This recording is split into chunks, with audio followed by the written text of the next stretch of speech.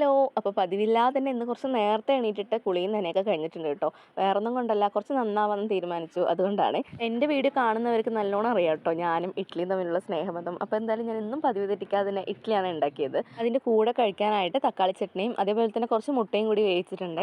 അവനാണെങ്കിൽ രാവിലെ മുട്ട കണ്ടപ്പോൾ തൊട്ട് മുട്ട വേണമെന്ന് പറയുന്നുണ്ട്. അപ്പോൾ എന്തായാലും രാവിലെ തന്നെ മുട്ട കൊടുക്കാമെന്ന് പറഞ്ഞിട്ട് അങ്ങനെ 3 മുട്ട വേവിക്കാനായിട്ട് വെച്ചിട്ടുണ്ട്. രാവിലത്തെ പിന്നെ ഫുഡിൻ്റെ കാര്യങ്ങളൊക്കെ സെറ്റ് ആയതിനു ശേഷം പെട്ടെന്ന് തന്നെ ഞാൻ ചോറ് വയ്ക്കാനുള്ള വെള്ളമൊക്കെ വെച്ചു കേട്ടോ. ഇല്ലെങ്കിൽ ഞാൻ എപ്പോഴും ഇപ്പോൾ ചോറ് വെക്കാനായിട്ട് മറന്നു പോവാണ്. കറിയൊക്കെ പെട്ടെന്ന് ഉണ്ടാക്കും, പക്ഷേ ചോറ് വെക്കാൻ ഓർമ്മയുണ്ടാവില്ല.